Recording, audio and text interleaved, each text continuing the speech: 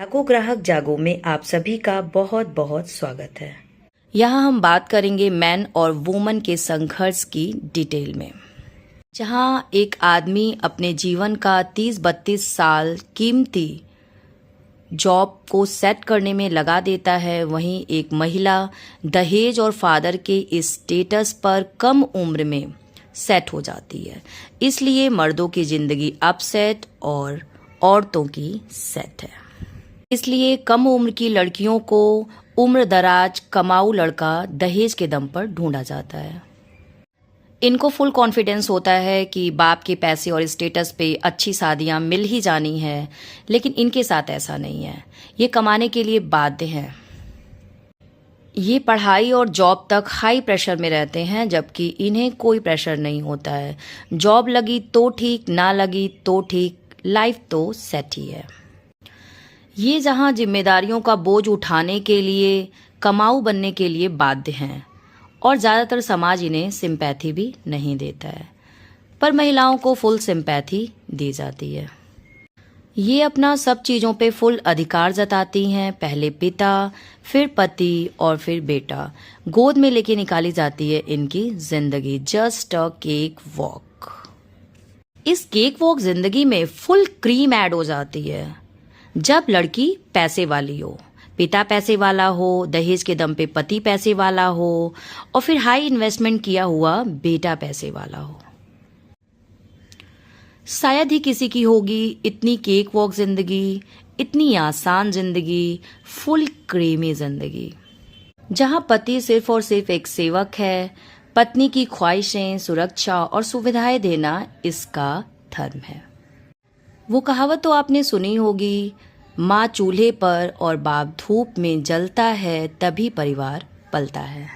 पति तो इन राजकुमारियों का एटीएम बना ही हुआ है। अब बात कर लेते हैं महिलाओं की।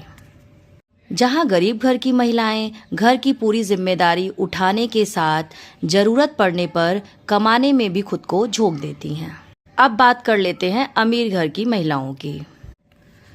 अगर वो जॉब कर रही हैं या घर की पूरी जिम्मेदारी उठा रही हैं, दोनों कंडीशन ठीक है।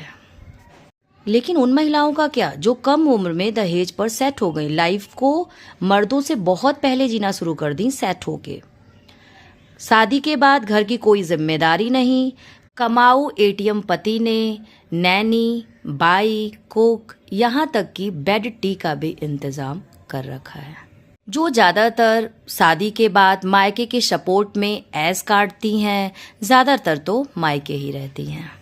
जैसे ही बच्चा हुआ, जिम्मेदारी आई, ये महिलाएं तुरंत मायके की तरफ रुख कर लेती हैं। अपने बच्चे की जिम्मेदारी मायके को सौंपकर खुद मजे में रहती और खाती हैं। बच्चे हो जाने के बाद वो तो मायके में अपनी जिम्मेदारी दूसरों पर देकर ऐश काट रही हैं, लेकिन ये कमाऊ एटीएम पति यहाँ अकेले जिम्मेदारियों को उठाते हुए, खुद की जिम्मेदारियों को उठाते हुए काम पे जा रहा है। ना ही इन्होंने शादी से पहले प्रेशर फील किया, ना ही ये शादी के बाद कोई जिम्मेदारियां उठा रही हैं, ना पति का ख्याल रख रही हैं, ना घर का ख्याल रख रही हैं और ना ही खुद के बच्चे पाल रही हैं।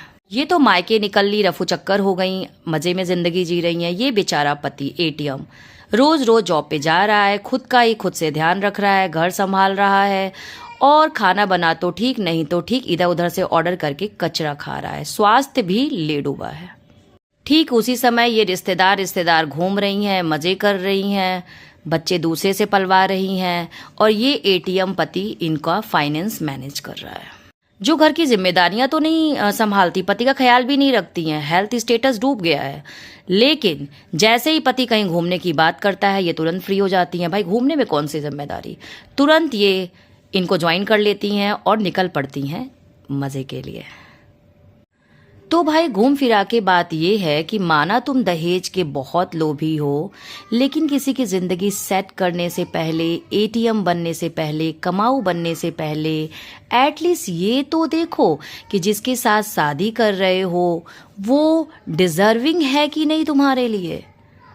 तुम्हारा इसकी जिंदगी में बहुत रोल है, लेकिन इसका रोल तुम्हारी जिंदगी में क्या है?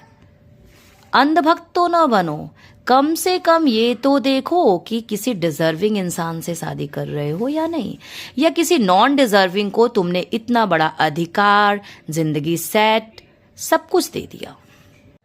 और ये बात तो तय है, नॉन डिजर्विंग इंसान को जब आप बहुत कुछ दे देते हो तो उसका एटीट्यूड आपसे भी बहुत हाई हो जाता है।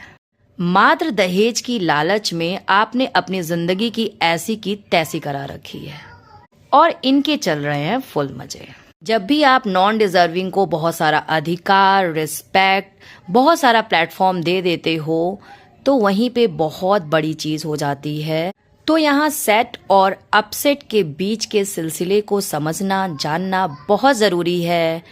Thanks for watching. जागो ग्राहक जागो।